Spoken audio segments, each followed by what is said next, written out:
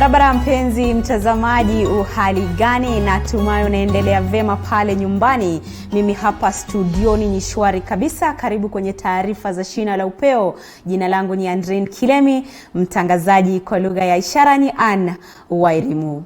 Visa 14 zaidi vya corona vimeripotiwa nchini. Visa 10 kati ya hivyo vikiwa vimetokea katika kaunti ya Nairobi, 3 kutoka kaunti ya Mombasa na kimoja kutoka kaunti ya Machakos. Alizungumza awali katibu mratibu katika Wizara ya Afya Rashid Aman. Tupate taarifa hiyo.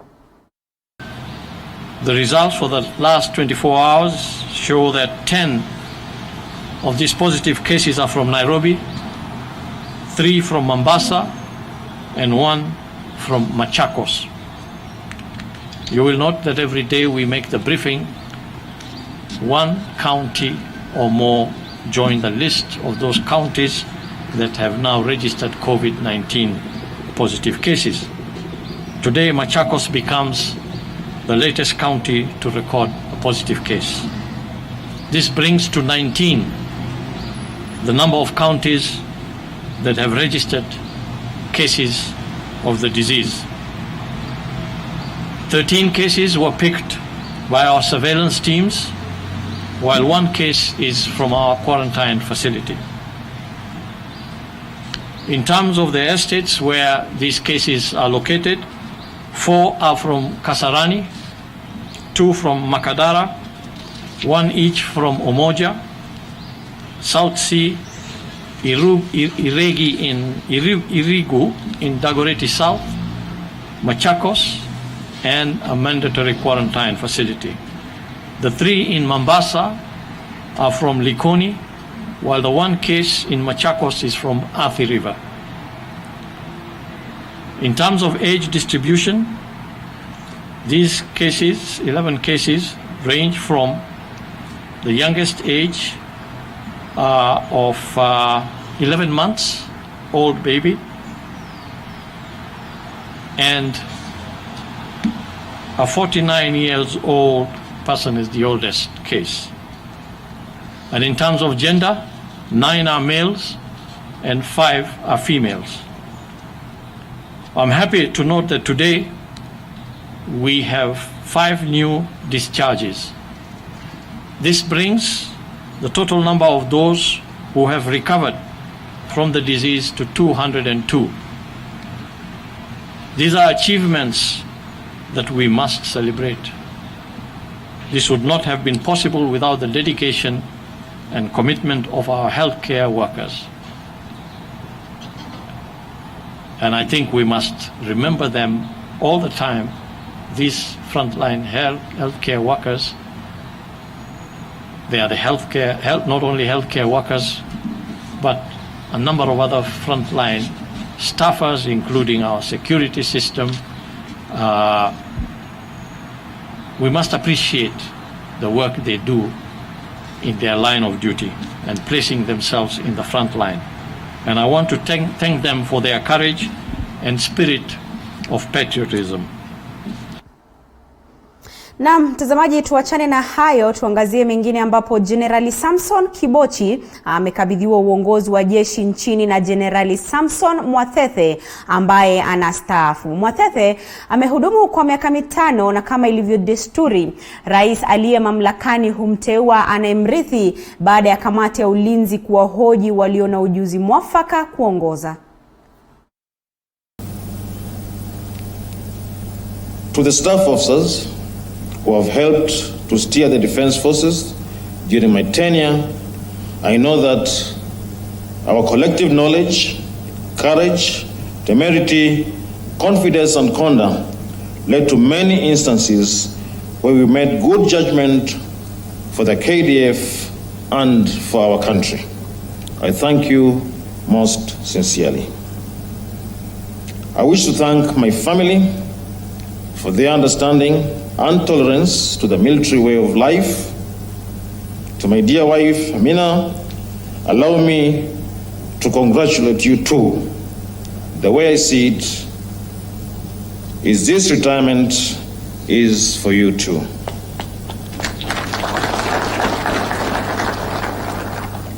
Well, I spent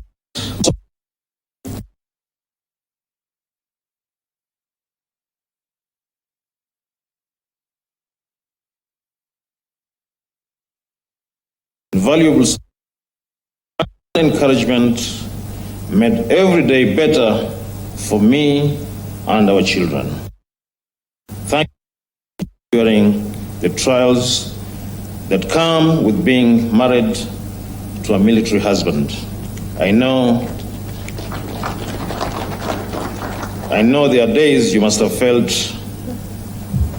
they were overworking me and probably underpaying me.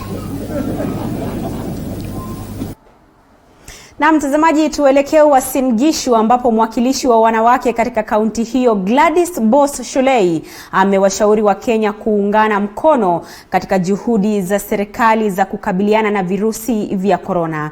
Hata hivyo, amekariri umuhimu wa uhamasisho zaidi kuhusu virusi hivyo kufanyika mashinani na vitongojini. Calvin Chitwa na maelezo zaidi.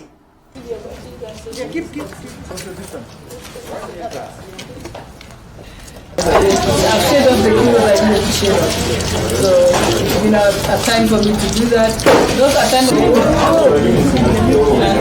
want to confirm, I thank God that at no time have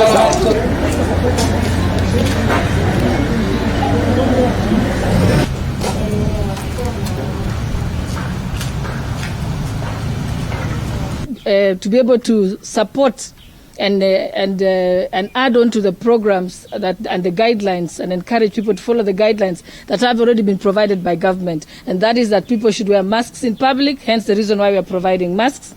The fact that people should wash their hands frequently with soap, and also to wash surfaces with soap, and hence the reason why we are providing these water dispensing units together with the soap that is required to go with it.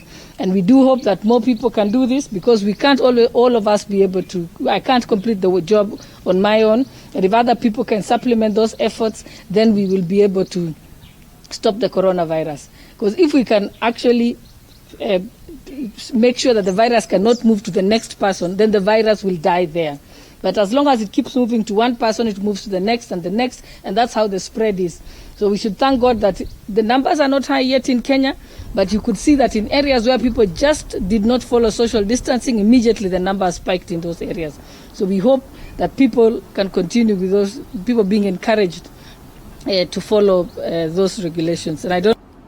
Kwingineko mtazamaji, ni kwamba baadhi ya viongozi na wananchi katika kaunti ya Uasin Gishu wameanzisha mchakato wa kukusanya saini za kuzuia serikali ya kaunti hiyo na Gavana Jackson Mandago kununua jumba linalomilikiwa na benki ya National kwa kima cha shilingi milioni 570. Mapendekezo yao yanajiri baada ya bunge la kaunti hiyo kuridhia ununuzi wa jumba hilo kupitia kura iliyopigwa bungeni, huku viongozi na wananchi wanaopinga hatua hiyo wakiitaka serikali yao itumie ardhi inayomilikiwa na ujenzi wa jumba hilo jipya.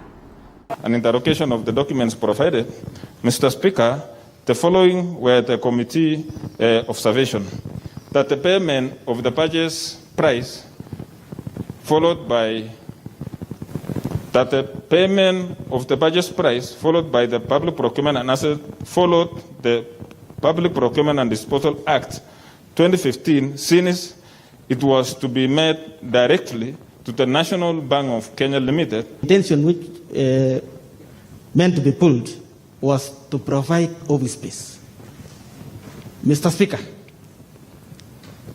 intention of having office space within the county headquarters is not good, because we need these workers, directors, everyone to go to sub-county offices, and if need be, even to stay in the same ward offices that they are building, so that service can reach.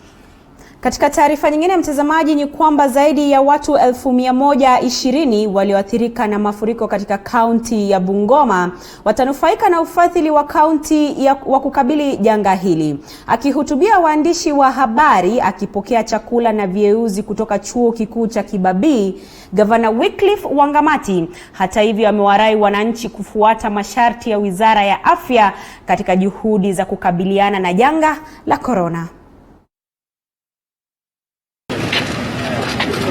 Ndio chakula wanapeleka mashinani kule Cheptais. Angalia nyingine na mwagika. Today we are here again in partnership with the Kenya Chamber of Commerce and the heads of school association. We are pleased to distribute food items to people affected by COVID-19 and the floods. This is the third distribution we are flagging off since we started this program to cushion all vulnerable families and communities across the county. Today, we will be giving food to about 150 households in Bumula, 50 households in Dorof, in Kandoi sub-county, 100 households in Cheptais, 100 households in Sirisia. We will also be supporting 80 households in Stivo who have been affected by floods, and 70 households from the Muslim community in Tamlega, Malakisi area. Each of these households will receive 20 kgs of unga ya mahindi, 2 kgs of sugar, 2 kgs of rice, 1 liter of cooking oil, 1 bar soap, and 2 kgs of beans and neem. Through the food aid program, we'll be hoping to support close to 120,000. Mtazamaji, sasa tuelekee Murang'a ambapo kasisi wa kanisa Katoliki jimbo la Murang'a James Maria Wainaina amepinga mipango yoyote ya wataalamu wa sayansi kuifanyia majaribio chanjo ya virusi vya korona nchini Kenya, akisema hilo ni jambo la kudhalilisha hadhi ya taifa. Wakati huo huo, kasisi Maina amemtaka Rais Uhuru Kenyatta kutokubali mashirika hayo ya kigeni kutumia Wakenya kwa majaribio hayo, huku akiwaonya Wakenya dhidi ya kukubali kunradhi kutumiwa, ikizingatiwa kwamba wengi wa Wakenya kwa sasa wanakabiliwa na umaskini. The glory of Kenya that we sing about in our national anthem implies that Kenyans deserve respect. All of us must remain vigilant to the foreign insurgency, including research agencies that plan to come and lure poor Kenyans with money and instill fear of the disease in order to get people to agree to undergo trials of such vaccines and drugs. Poverty, it must be said, or sickness does not remove the dignity of a person. The dignity of the poor must be nevertheless protected. We are created in the image and likeness of God, and this fact overrides any perceived benefits that would demean a human person. We urge the concerned authorities to take the necessary steps, even to deny such agencies entry into our country to carry out trials of vaccines and drugs until the safety of Kenyans and their dignity are guaranteed. Na mtazamaji, dakika ni 13 baada ya saa 10 kamili saa za Afrika ya Mashariki, ishara kwamba Shina la Upeo litakuwa linachukua mapumziko mafupi tu. Usiende mbali mtazamaji, tunarejea na taarifa zaidi, lakini kumbuka unaweza kuzidi kusema nasi kupitia nambari ambayo ni 22047, vilevile kwenye mitandao ya kijamii. Twitter ni @TV47KE, Facebook ni TV47 Kenya. Usiende mbali.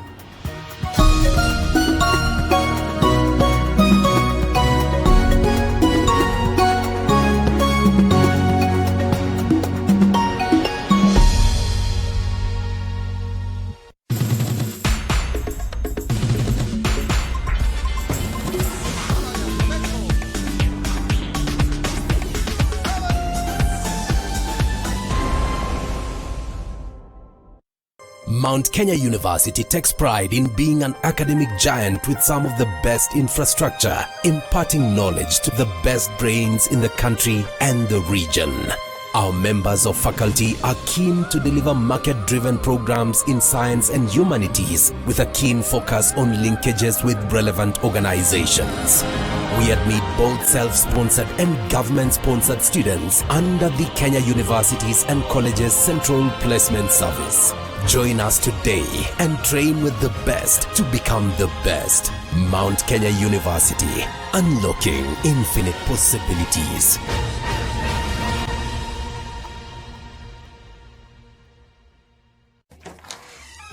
Hey, Peterson, tumefutwa wote. Yawa, pia wewe? Tumeachiliwa. Si pia wewe unaweza anzisha biashara yako? Na hii economy venye iko tough sana. But not too tough for mwananchi credit. Tutafanya aje? Si niko na 5 good cars. We can get a quick logbook loan approved within 6 hours. Nataka kuanzisha salon na spa. Hii haitatosa. Si tuko na title deeds pay. We can still get more money using them. Get a quick approval within 6 hours using your logbook or title deed. Do not get stuck. Call Mwananchi Credit today. Si nilikwambia. You are a big smart joke. Mwananchi Credit. Investor in people.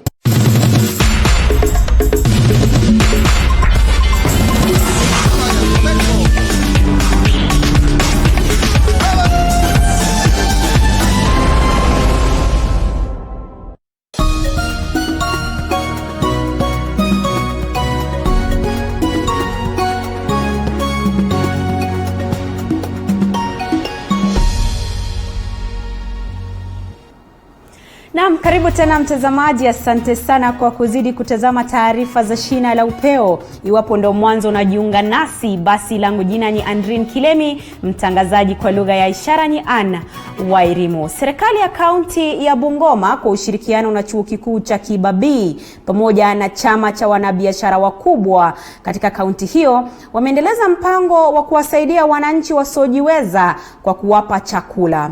Wakati huu wakiwalenga walemavu, ambapo mpango huo ulianza majuma mawili yaliyopita, sasa ukiwa umeimarishwa na vilevile kuelekezwa kwa wahasiriwa wa mafuriko katika kaunti ya Bungoma. Mike Kagwongo na taarifa zaidi. Ni mpango ambao ulianzishwa majuma mawili yaliyopita na serikali ya kaunti ya Bungoma kwa ushirikiano na chama cha wafanyabiashara wakubwa katika kanda ya Magharibi, na sasa chuo kikuu cha Kibabii kimejiunga kutoa msaada wa vieuzi pamoja na chakula cha msaada. Akizungumza katika hafla ya kupeana msaada huo, gavana wa Ngamati amesema wameanza kupeana chakula kwa boma 100 na wanapania kuwafikia walemavu wote wa kaunti hii katika kipindi cha miezi 2.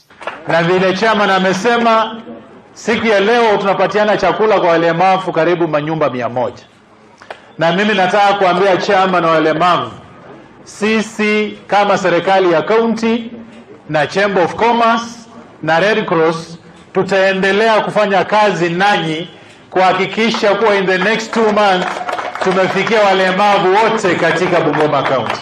Wangamati amesema walikubaliana kulipa shirika la Msalaba Mwekundu kazi ya kubaini waathiriwa wa mafuriko pamoja na walemavu katika kaunti Bungoma ili kufanikisha uwazi. Sisi tulikaa chini na Chamber of Commerce na Red Cross na tukasikizana kuwa identification ya wale watu hawajiwezi, kazi ya kudistribute hii chakula tutapatia Red Cross wafanye hiyo kazi. Hata hivyo, mwenyekiti wa chama cha wafanyabiashara wakubwa John Max Wafula amesema awali walilenga familia zisizojiweza na zilizoathirika na janga la COVID-19 pekee, ila kwa sasa kadhalika wanalenga waathiriwa wa mafuriko. Hao walemavu wetu kila mara na mara wamekuwa kisaulika, lakini nashukuru leo sisi kama Chamber of Commerce tulisema hatuwezi wasahau. Na pia ile kitu ambayo sisi tulikuwa tumeanza mwanzoni ilikuwa ni COVID-19, wale watu ambao wako vulnerables, lakini sasa tumepata ya kwamba tumepata changamoto ya mafuriko na sasa pia tunasaidia watu ambao wanaumia kwa ajili ya mafuriko. The region is also experiencing floods, which is also affecting many other parts of the country. So it's also a time where we are also trying to see how to support communities. Kadhalika walemavu walionufaika walifurahia msaada huo. Chakula hiki kimetusaidia sana kwa sababu hasa kitatufanya tukimu maisha yetu. Hasa mimi wakati ambapo shule zilifungwa nimekuwa tu hapa hivi chuoni kwa sababu ya hali yangu, na ninashukuru Mungu kwa sababu gavana amejitolea na kutupatia chakula. Tulikuwa tumesama, tulikuwa hatuoni mbele wala nyuma, lakini kwa siku ya leo ametukumbuka, akatusalamia, akatupea chakula. Kutoka kaunti ya Bungoma nikiripotia TV47, mimi ni Mike Kagwango. Mtazamaji, tuelekee Makueni ambapo wakazi wa eneo la Kaunguni, kaunti hiyo ya Makueni, wametoa madai ya kunyakuliwa kwa ardhi katika eneo hilo. Watu zaidi ya 1200 hulisha mifugo yao, wengine wakipata mapato kutoka kwa ardhi hiyo maarufu Kaunguni Magma Strip kwa kupata kuni na mawe ya kujengea. Wakazi hao wamesema kuwa maafisa wa usalama hawawachukulii hatua wanyakuzi wa ardhi hiyo, hivyo kuiomba serikali kuingilia kati na kuwachukulia hatua. Kazi yangu ni kutoa mawe, kutoa kokoto na kuvunja kuni. Nisaidie watoto wangu na wajukuu. Hizi kokoto tunatoa na hiyo mawe, hakuna kazi. Hakuna kazi. Niko na mwezi mzima bila kupepewa kokoto na bila kupepewa mawe. Niko na waziwazi kwa sababu hiyo mawe natoa na hiyo kokoto inaweza kunyakuliwa. Sasa ikinyakuliwa, na hapa ndio tunasaidia watoto, tunashomesha, tutaweza kufanya nini? Hatujui wataenda wapi. Wanakulia hapa, wanalisha watoto hapa, wanasomesha watoto hapa, na tegemeo ni hapa. Wengine tangu wazaliwe walipata hii land, walikuwa wanajua tu ni ya serikali. So when you look at the original demarcation book, the entire land, which is 1,051 acres, was demarcated as public land. As a matter of principle, we ensure that through that letter that we wrote the Director of Lands and Land Adjudication and Settlement, we requested for the 630 specific plots with the specific illegal owners that they be what we call, they be revoked, all right? And first they be restricted so that nobody can do any transaction on that land, all right? So right now, nobody can get a loan, nobody can construct in that land, nobody can transfer or purport to transfer because it has been restricted. Kutoka Makueni, mtazamaji, tuelekee Trans Nzoia ambapo zaidi ya familia 10,000 kwenye eneo bunge la Saboti, kaunti ya Trans Nzoia, wamefaidi na mpango wa usambazaji chakula uliozinduliwa hii leo na mbunge wa eneo hilo Caleb Amisi pamoja na kamishna wa Trans Nzoia Sam Ojwang. Mwanahabari wetu Bonfas Barasa na ukamilifu wa taarifa hiyo.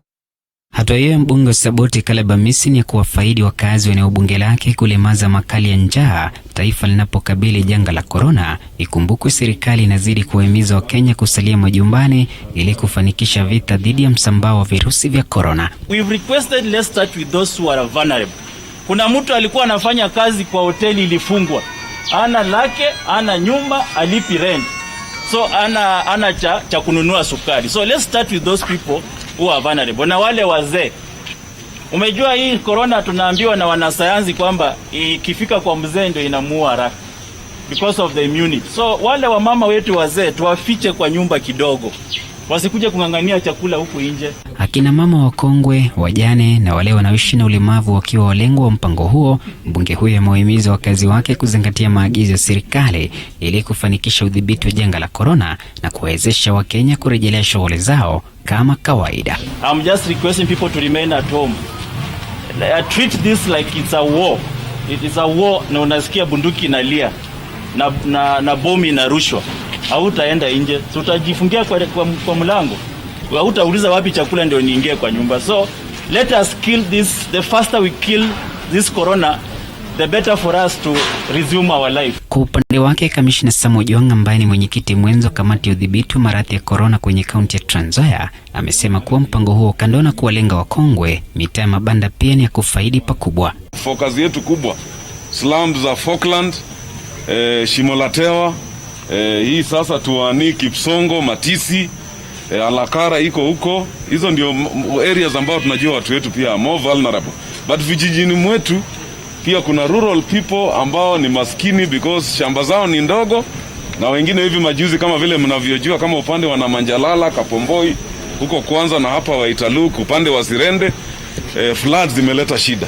So those are the areas we are going to target. Vyakula vilivyosambazwa ni mchele, mahindi, unga, mafuta, barakoa na bidhaa nyinginezo. Boniface Barasa, kaunti ya Trans Nzoia. Na mtazamaji, taarifa hiyo ya Boniface Barasa kutoka kaunti ya Trans Nzoia inatutamatishia taarifa zetu za Shina La Upeo jioni ya leo. Lakini kumbuka mtazamaji, mwendo wa saa 1 kamili Paul Kirobi atakuwa anarejea na taarifa zaidi. Asante sana kwa kuzidi kufuatilia runinga hii ya TV47. Zidi kutazama. Langu jina ni Andrin Kilemi, mtangazaji kwa lugha ya ishara ni Ann Wairimo. Kwa heri kwa sasa.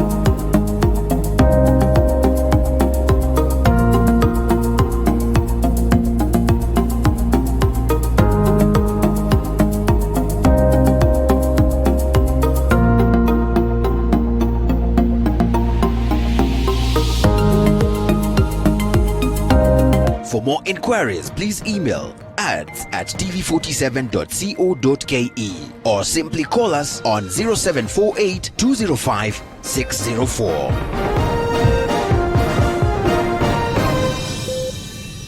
The coronavirus is spreading rapidly across the world, and currently there is no cure or vaccine against it. It spreads through tiny droplets when infected people speak, cough, or sneeze.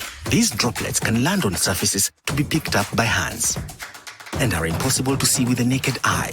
But just because you can't see them doesn't mean that they are not there.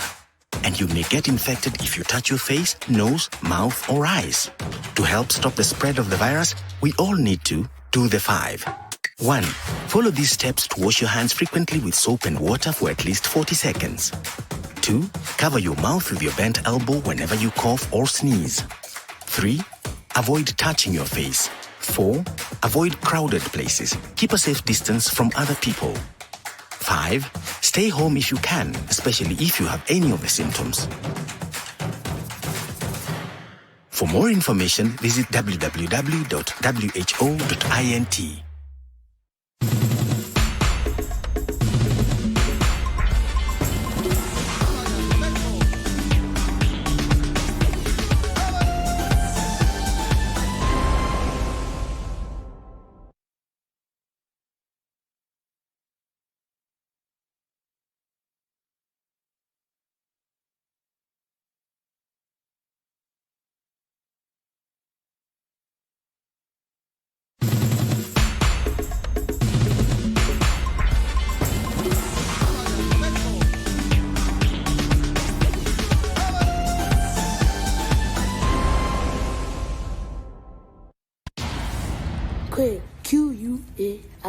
quiz.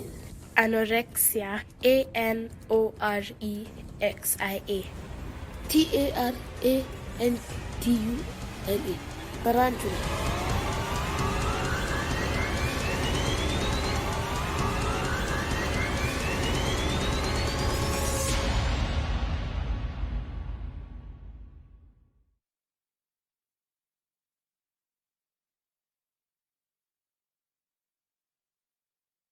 What we covered last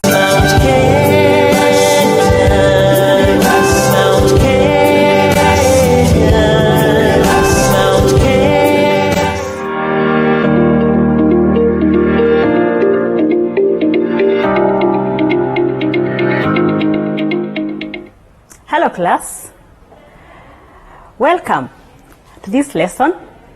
I'm your lecturer, Dr. Susan Macharia from the School of Education, the Department of Educational Psychology and Technology, and the unit is Human Growth and Development. The code is BEP 1102. It's a very important unit for those students who are seeking to join the teaching profession. And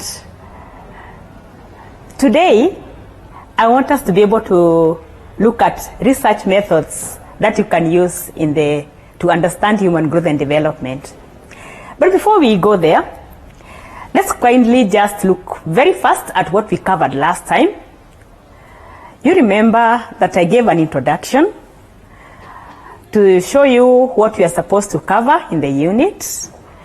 We were also able to describe to define some of the key terms that we used in the unit. Something like growth, development,